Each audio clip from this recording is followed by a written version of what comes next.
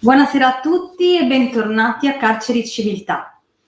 Anche questa sera ci occuperemo di polizia penitenziaria, di una figura molto importante di cui si parla troppo poco, di una figura che è davvero fondamentale affinché la pena delle persone detenute, soprattutto delle persone condannate, possa essere realmente, oltre che difensiva, anche trattamentale, anche promozionale, cioè affinché si possa giungere realmente a una minore reiterazione dei reati, a una minore recidiva grazie alla figura fondamentale appunto della polizia penitenziaria. Quindi direi di far entrare, di dare il benvenuto subito al nostro agente di polizia penitenziaria del carcere Ernesto Mari di Trieste, Federico Odoni.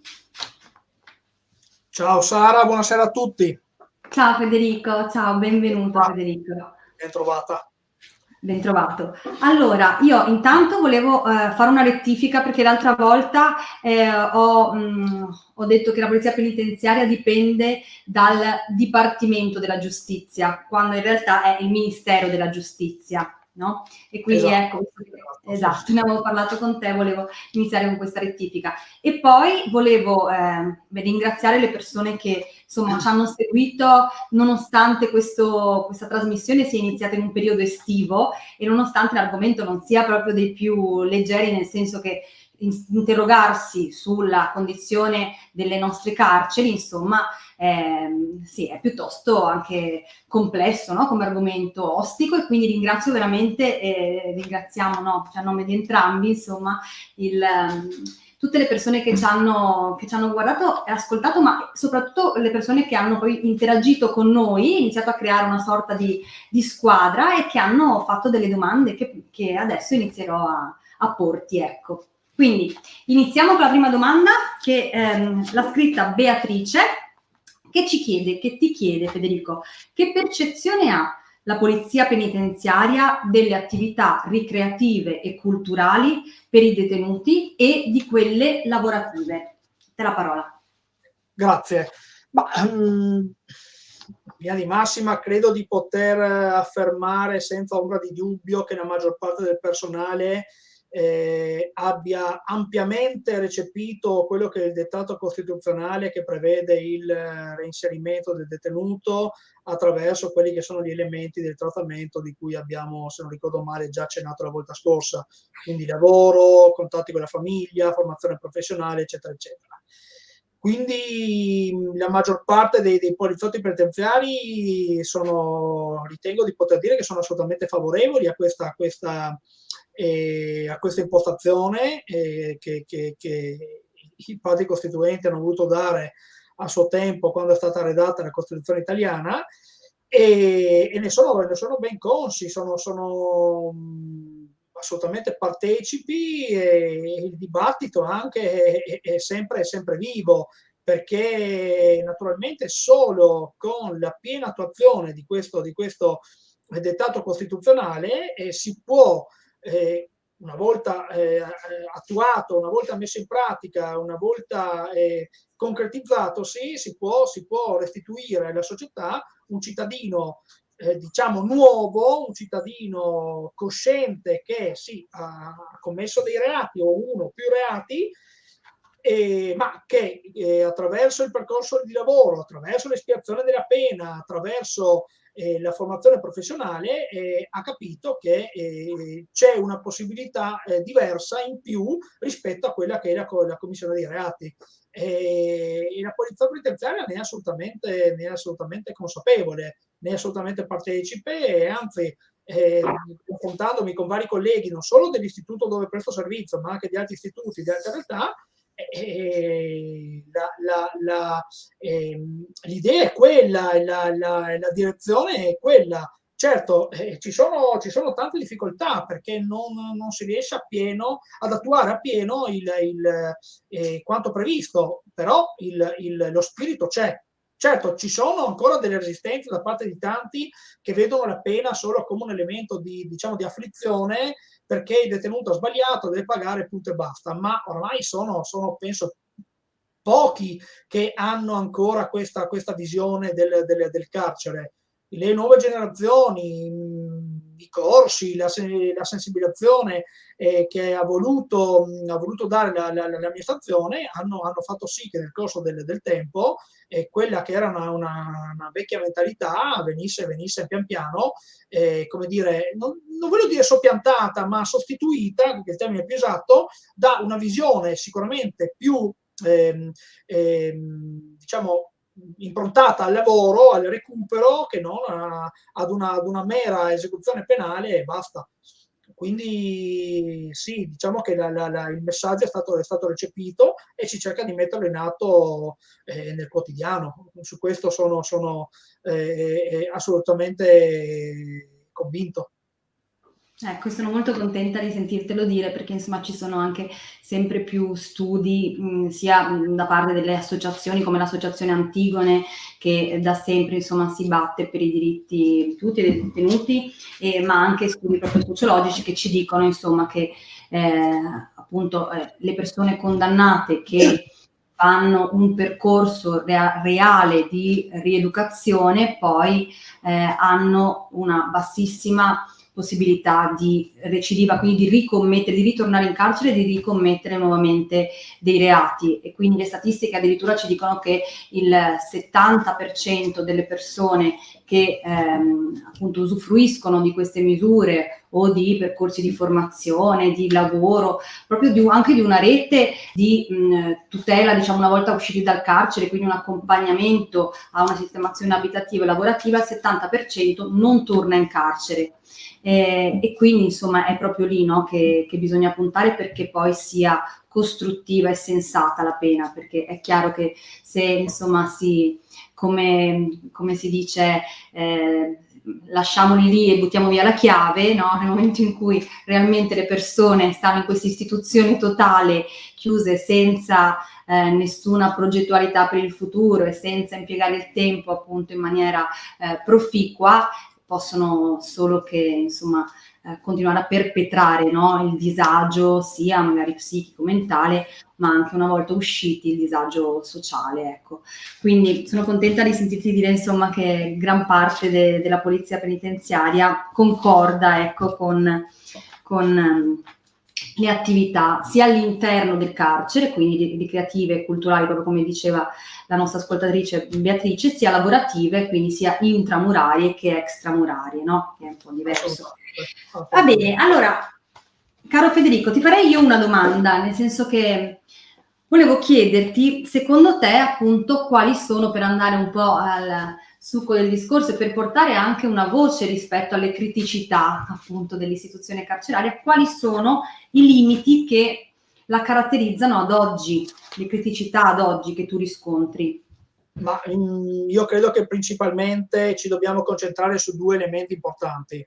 Prima di tutto il personale e poi le attrezzature, le strutture, i mezzi, gli automezzi, tutto quanto. Purtroppo c'è dal mio punto di vista un deficit molto molto forte, molto sentito, soprattutto in termini di personale.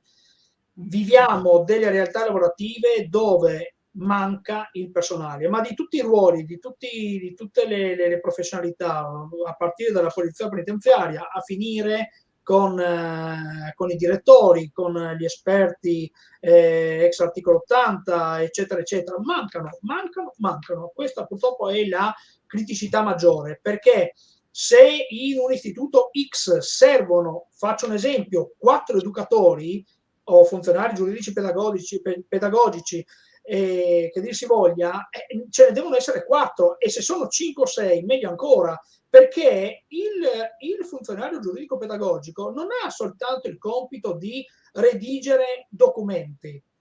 No, cioè sì, purtroppo c'è tanta burocrazia, perché questo lo vediamo nel quotidiano, c'è tantissima burocrazia, a volte anche troppa, che bisognerebbe un po' snellire, ma questa è l'impostazione, va bene, ci facciamo carico, Però il funzionario giuridico-pedagogico, per citare questa figura, ha lo scopo principale anche praticamente di lavorare a diretto contatto con i detenuti. E in alcuni istituti, da quello che mi è stato riferito, lavorano direttamente in sezione detentiva con l'ausilio della polizia penitenziaria. In altri istituti questo non succede, ma anche perché su 4 previsti, e già tanto se ce ne sono 2, Esatto. ovviamente faccio degli esempi banali, ma questa è la No, no, situazione. no, ma le persone, appunto che non si dà molta voce, no, al carcere, ai lavoratori all'interno del carcere. Molte persone non lo sanno che ci stanno seguendo, cioè non lo sanno che magari ci sono dei direttori, c'è un direttore che deve seguire più carceri all'interno di una stessa regione, oppure che appunto ci sono 2 educatori per 200 detenuti in alcune carceri, appunto anche come possiamo rilevare anche dai rapporti, diciamo, annuali dell'Associazione Antigone, piuttosto che le ore dedicate alla salute mentale, che come ricordavamo l'altra volta, insomma, è un problema importantissimo, nel senso che molte persone hanno delle diagnosi appunto conclamate e magari non dovrebbero neanche stare in carcere ma in strutture apposite, però ci sono delle liste d'attesa infinite. Comunque la questione è che hanno gli psicologi ad oggi, l'ex articolo 80 che citavi tu, hanno un paio d'ore a settimana da poter dedicare a magari 100-200 detenuti, quindi si può ben capire, insomma, come stai giustamente sostenendo, che il personale è veramente meno di quello che dovrebbe essere su carta, ma sono talmente bassi i numeri che ovviamente va ad inficiare sulla qualità di vita vostra, di ciascun lavoratore, di ciascun ruolo che ricopre all'interno del carcere, e quindi poi anche sulla qualità della vita delle persone che vivono lì, perché è indubbio, no, che nel momento in cui appunto magari si svolgano più delle prassi burocratiche che non come ci portavi tu nella precedente puntata, magari non si ha il tempo di ascoltare e di accogliere dei vissuti di un detenuto, allora magari non c'è lo psicologo, ma se il poliziotto avesse, come dire, almeno il tempo, no, per poter ascoltare piuttosto che l'educatore, allora sarebbe veramente un gran lavoro, ma a volte non c'è, come stai dicendo tu, non c'è ed è davvero un problema da portare a qualche tavolo di lavoro importante. Cioè, io quello che vorrei dirti è veramente ringraziarti, nel senso che tu l'altra volta ringraziavi la trasmissione, il Movimento Roswell, per dare la possibilità alla polizia penitenziaria di parlare. Io veramente voglio ringraziare te che stai appunto parlando a nome della polizia penitenziaria in una qualche maniera, proprio e grazie a te si possono portare veramente a galla un po' di criticità, ma anche di voci di aiuto, insomma, per lavorare come assolutamente, dignità e senza rimetterci di benessere psicofisico, ecco. assolutamente, perché sì, perché il personale tutto alla fine quello che chiede è di lavorare in condizioni non si pretende neanche ottimali, quantomeno buone, perché la lamentela principale che io sento quando sono in servizio: ma l'educatore non mi chiama, e non sento lo psicologo, e non sento quell'altro. Purtroppo noi da parte nostra l'unica cosa che possiamo dire è: guarda, ti chiamerà appena avrà la possibilità. Cioè, neanche noi non sappiamo più cosa riferire agli utenti, detenuti, chiamiamoli come vogliamo, perché ripetiamo sempre le stesse cose. Poi magari qualcuno anche capisce, per cui diciamo ok, si rassegna, tra virgolette, attende, e quando verrà chiamato verrà chiamato. Qualcun altro capisce un po' meno, magari può anche scappare la parola di troppo, perché dopo chiaramente sì, può aumentare l'aggressività, ma è chiaro nel momento in cui perché come dicevo l'altra volta, se non ricordo male, il filtro fra il detenuto e il mondo è siete il voi, poliziotto penitenziario. E certo. diciamo noi che ci facciamo carico del primo impatto. Il primo Certo. impatto ce l'abbiamo noi, volenti o nolenti, per cui quello che noi chiediamo è, dal momento che in maniera, diciamo, un po' così, passami il termine, un po' occulta, ci viene quasi scaricato questo compito qua, e uno se lo può anche si può anche far carico di questo, ma mettimi in condizioni di poter gestire, perché se il poliziotto, a prescindere dal ruolo che ricopre, è impegnato in altre cose, non ha tempo materialmente per ascoltare le lamentele del detenuto, e dopo subentrano appunto le tensioni, subentra l'evento critico, subentrano cose che magari con un minimo di attenzione, ma non perché il collega non ha l'attenzione, ma perché materialmente non ce la fa. Materialmente non ce la fa, e il detenuto magari percepisce questa situazione come una mancanza di volontà che non c'è, a parte rari casi che ci può essere anche un po' così di superficialità, diciamo così, però il collega non è che si rifiuta, materialmente non ha tempo, perché quando un agente deve gestire da solo 2 o 3 sezioni, e tutti quanti, chi chiede una cosa, chi chiede l'altra, non ce la fa. Se invece ad ogni sezione ci fossero uno o meglio 2 agenti, il discorso cambia radicalmente. Il discorso cambia radicalmente. Io vedo, quando mi trovo in servizio, se avessi a disposizione 1, 2, 3 agenti disponibili per poter, che ne so, fare un determinato servizio, o più banalmente preparare un detenuto che è liberante, dovrei evitare di occuparmene io, tralasciando altre cose.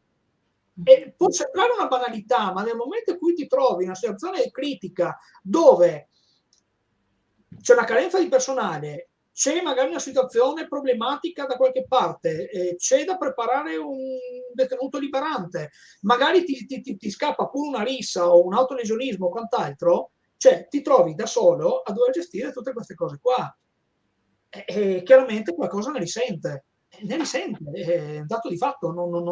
La coperta, come si è detto più di qualche circostanza, nel nostro ambiente, o la tiri da una parte o la tiri dall'altra, o copri le gambe o copri la testa. Non si scappa. E come accennavamo poi la scorsa volta, non avete un supporto anche psicologico nel momento in cui magari siete testimoni di alcune situazioni traumatiche, come può essere magari appunto atti di autolesionismo, di conflitti gravi tra detenuti e insomma e mille altre cose, poi non avete un posto, uno sportello magari d'ascolto garantito in cui potete rielaborare poi quello che vivete o confrontarvi con i colleghi proprio su tematiche.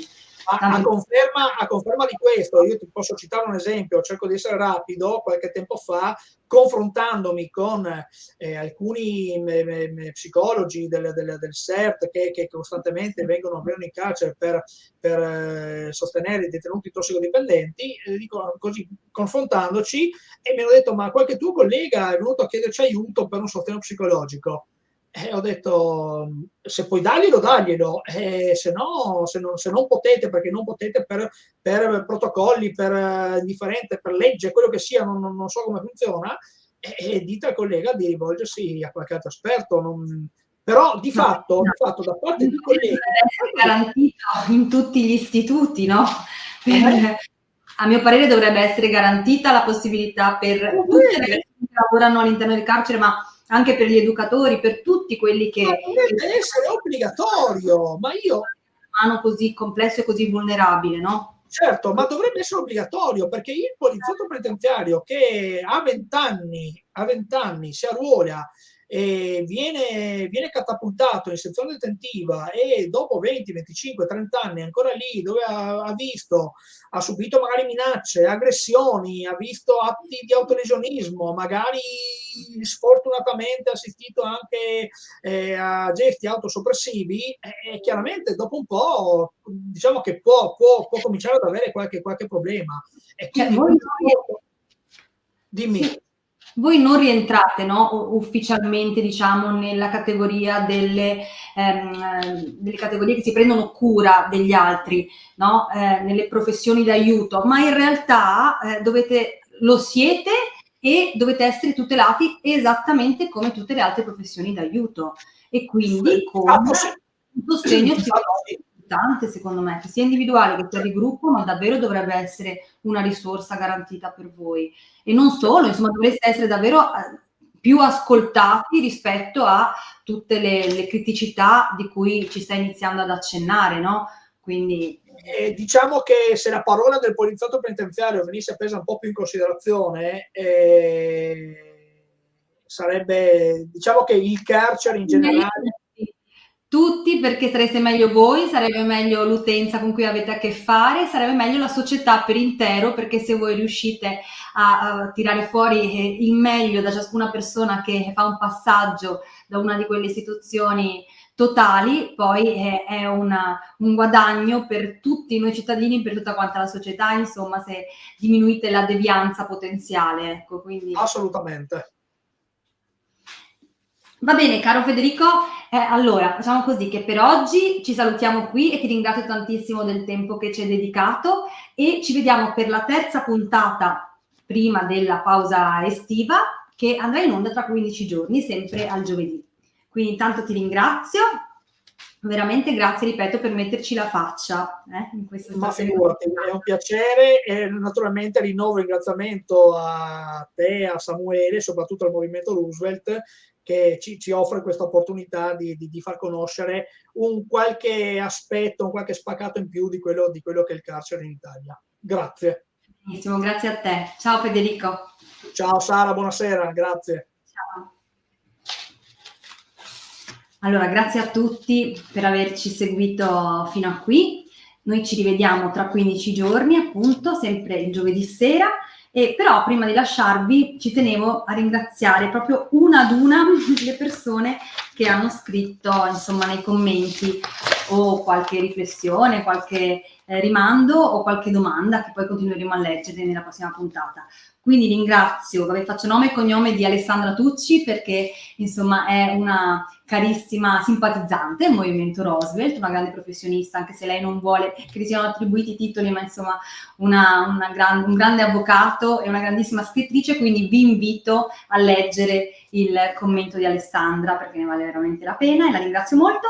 E poi ringrazio Beatrice ed Esther che ci hanno fatto le prime domande, Nadia, Nando e Giovanni. Volevo ringraziarli proprio tutti.